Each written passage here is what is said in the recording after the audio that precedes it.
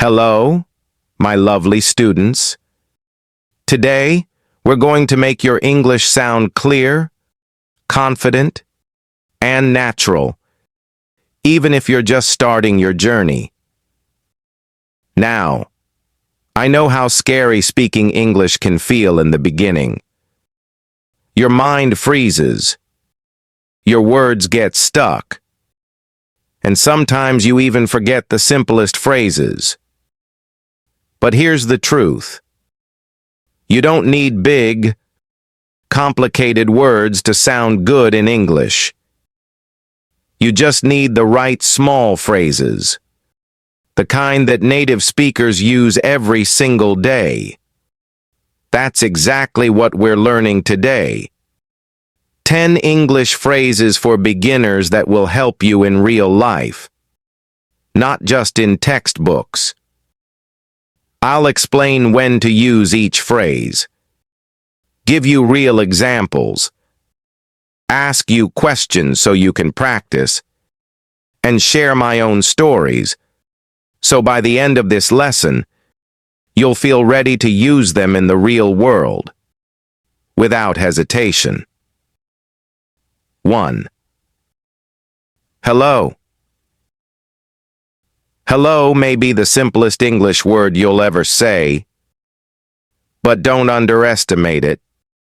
It's your golden key to start almost any conversation. My lovely student, let me ask you, if you walk past someone you know, and you don't say anything, how will they feel? Probably ignored, right? That's why a friendly hello works like magic. You can use it with your friends. Hello, Sam. With strangers. Hello, nice to meet you. And even in formal situations. Hello, Mr. Johnson. How are you today?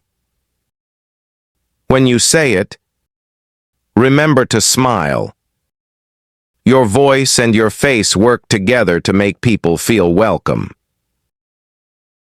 I once had a shy student in my beginner class who was scared to talk to anyone in English. I told her, "This week, just say hello to 3 people every day." By the end of the week, she came back glowing, telling me she had even made a new friend in her building just by starting with hello. So, try it. Today, say hello to someone and see how the world opens up to you. 2. How are you? This is not just a question. It's an invitation for someone to share a little piece of their day with you.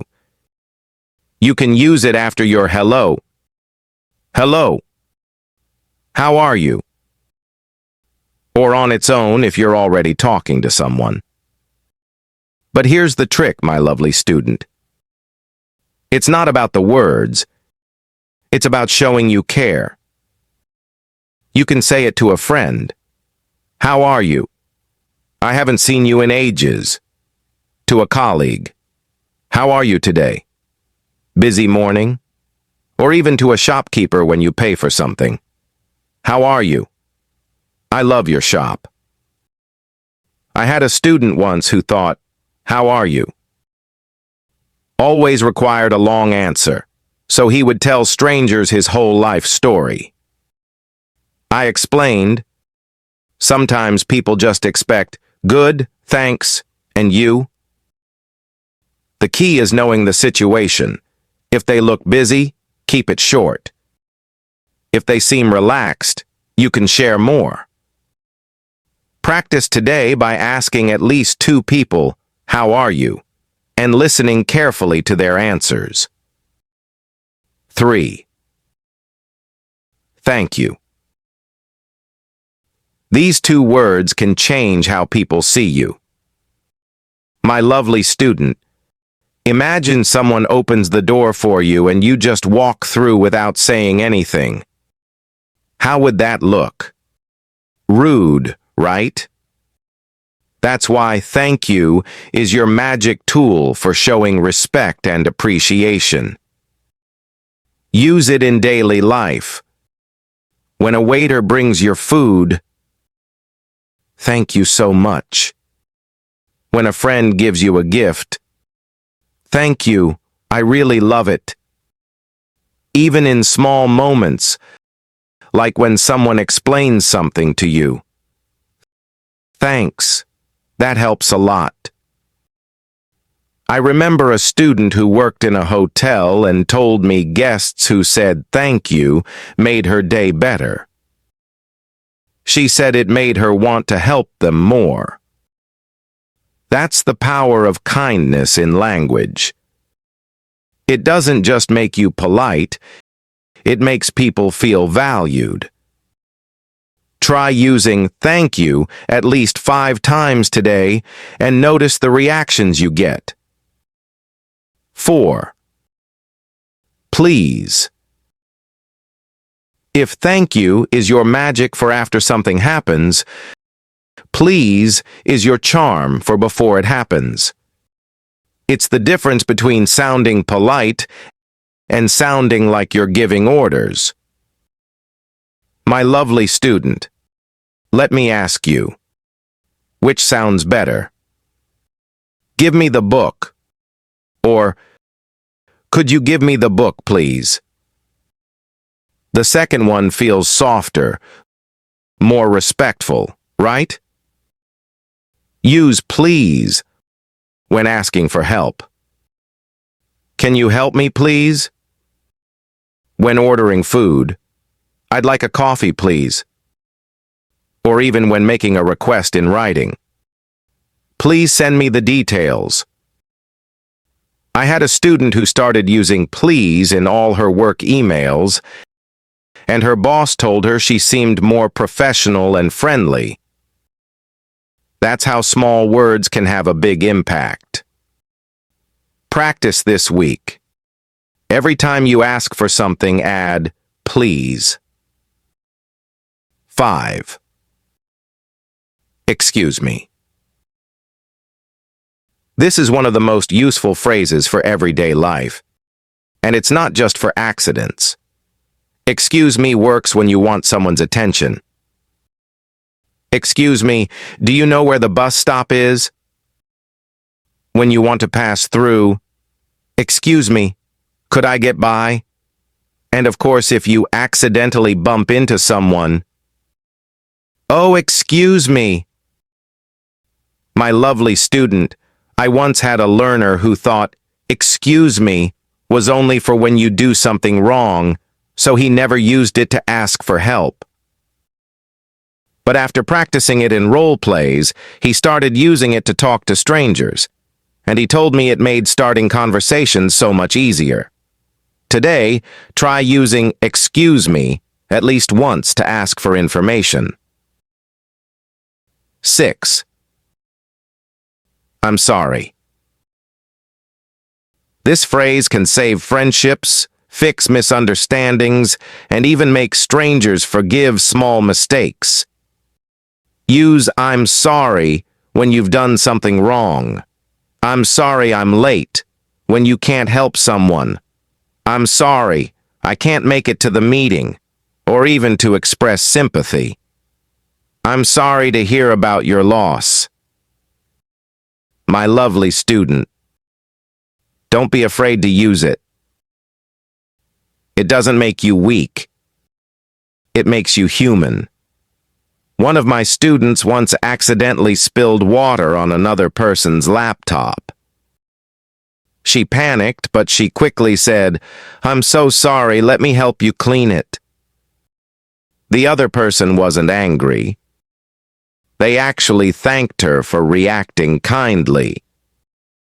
That's the power of owning your mistakes. Try saying, "I'm sorry," sincerely next time something goes wrong. 7. Yes. It's the simplest way to agree, but it's more than that. It can open opportunities. Yes can mean you're ready to help. Yes, I can do that. That you agree. Yes, you're right. Or that you're excited. Yes, let's go. My lovely student. I remember a student who said no to every invitation because he was shy. I told him to try saying yes to one small thing each week. He started joining group conversations, going to lunch with colleagues, and his English improved because he was practicing more. Sometimes saying yes is not about grammar. It's about saying yes to life. 8.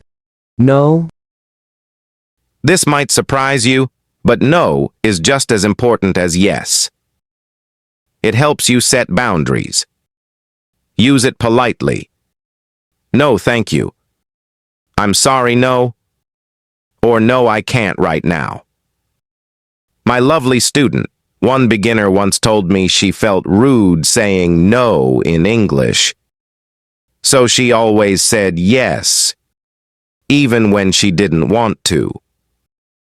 This caused problems because people expected her to do things she couldn't. Learning to say no politely gave her confidence and made her communication clearer. Practice today. Say no thank you with a smile. 9. I don't understand.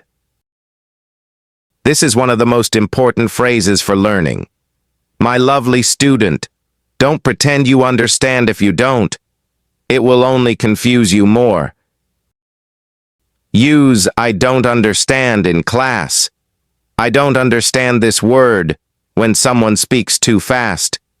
I'm sorry. I don't understand. Could you repeat that? Or when a situation is unclear. I don't understand what you mean. I had a student who was too shy to admit she didn't understand. She missed important instructions at work. After practicing this phrase, she started asking questions, and her boss said her performance improved. Remember, asking for clarity is a sign of a good learner. 10. My name is... Introducing yourself is step 1 to building connections. My name is Maria. Hi, my name is David. Nice to meet you. Hello, my name is Ahmed, and I'm from Egypt. My lovely student, this phrase is your first impression. I tell my students to practice it with a smile and clear pronunciation. One learner in my class used to mumble his name, and people often didn't hear it. We practiced saying it loudly and confidently, and suddenly people remembered him.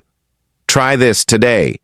Introduce yourself to someone new using my name is.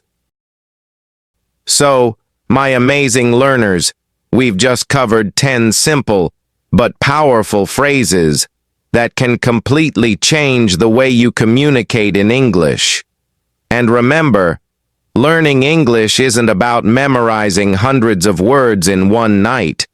It's about using a few useful ones every day, until they feel natural. Practice these phrases with your friends, with your family, even with yourself in the mirror. Don't be afraid to make mistakes, because mistakes mean you're learning. Every time you speak, you're one step closer to fluency. Now, here's my challenge for you. Choose 3 of these phrases and use them in your next conversation today. And then, come back and tell me how it went. I want to hear your story. Keep practicing, keep smiling, and I'll see you in the next lesson.